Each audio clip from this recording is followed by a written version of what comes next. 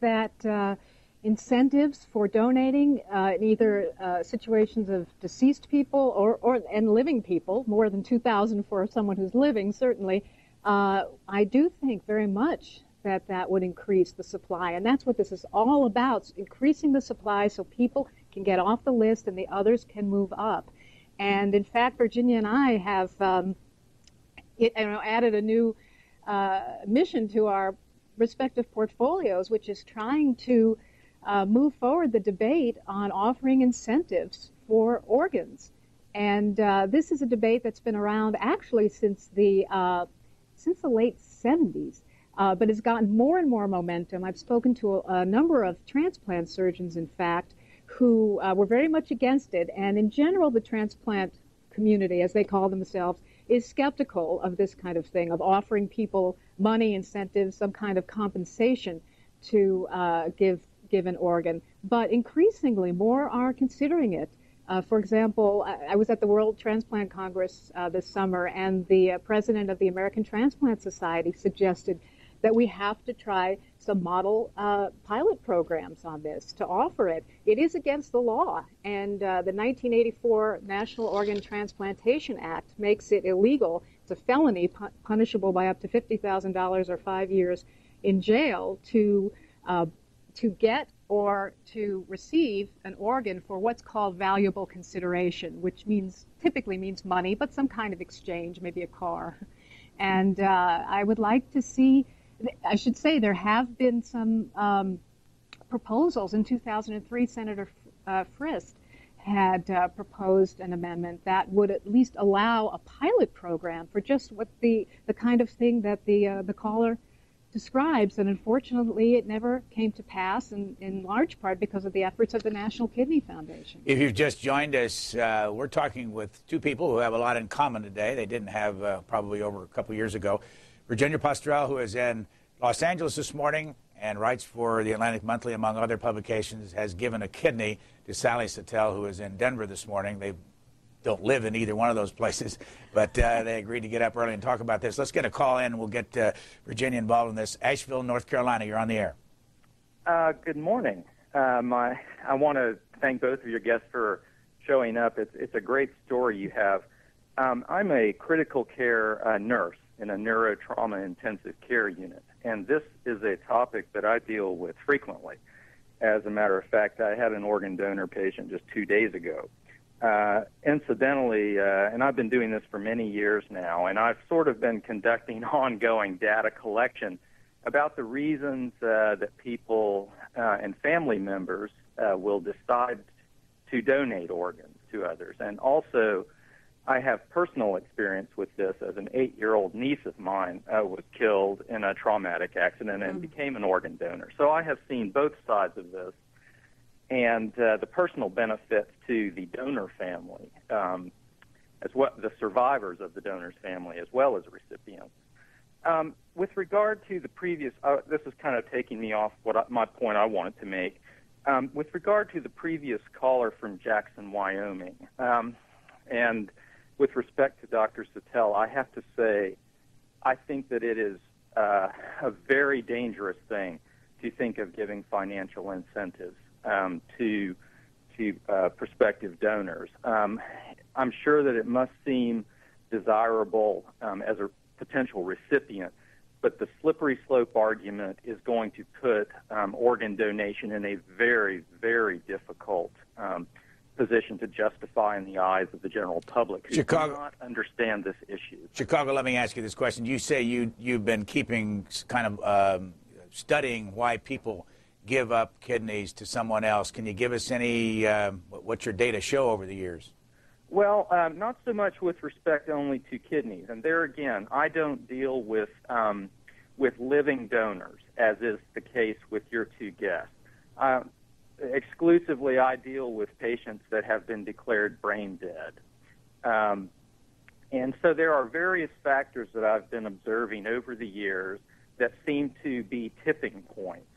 I know it sounds probably hard for a lot of your listeners to understand, but this is what I do professionally. And I was just interested because your guest donor and your recipient both seem to fit into a category that I feel predisposes people to be open to the idea of organ donation, and that is, okay, at the risk of being labeled a profiler, high educational status. They are Caucasian, and the question, I'm sorry to be taking a lot of time, but this issue is so important. I think it needs a lot of discussion in the public.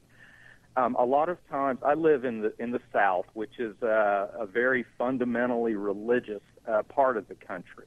And my question for your guest was initially going to be, was there a religious component to her decision, or is this strictly an exercise in altruism? Thanks, caller. Virginia Pastrell. Okay. Well, before I answer that question, I would like to sort of address this general issue of thinking about deceased donors versus living donors, because they really are different.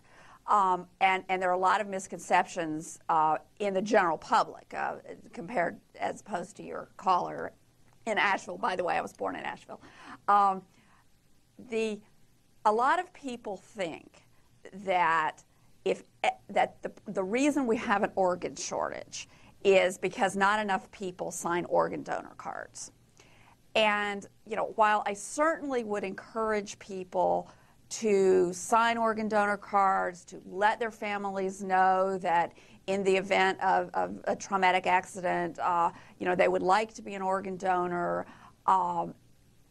if it's not enough to die. I mean, to put it crassly, you have to die in the perfect circumstances.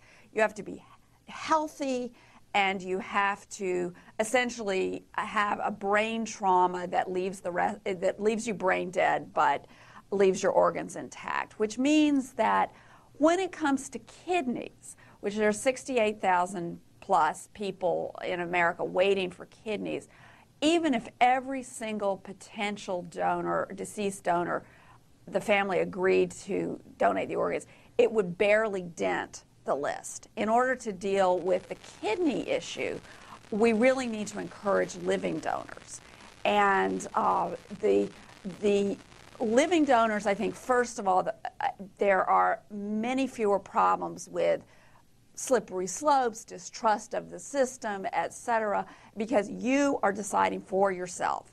And a lot of people do altruistic or humanitarian things that are risky, that our society depends on. I mean, think about firefighters, think about emergency room nurses who are exposed to all kinds of potentially dangerous situations. There are all kinds of things. And those people are compensated, and yet we also admire their other motives, that people don't just do things for financial motives or humanitarian motives. We all sort of exist in a mixed situation. And I think particularly with living donors who are critical to providing for the need for kidneys, and you can donate a kidney and live perfectly happily, look at me. That is a big issue. Let's go to Chicago, Illinois. You're on the air. Hello, Chicago. Transplant in. Hello? Yes, you're on the air. Hi, my name is Mike. I live in Chicago. I had a transplant at the University of Chicago in 2003. And last year I participated in the transplant games in Louisville. And I would like to just know if either of you are aware of that, and I'd like to promote it and congratulate you on the recipient and the donor. And where did you get yours? At the University of Chicago from Dr. Garfinkel and Dr. Harlan. I had a living donor who was actually my daughter, and we had some, discussions about that too. Was that tough on the two of you? And how old was your daughter? My daughter was 26, and she's fine. She's a high school teacher now, and we both coach athletics. We coach for free. We're volunteers. And I'm thinking about putting a proposal together to go into dialysis clinics and promote transplants. Thanks. Sally Sattel.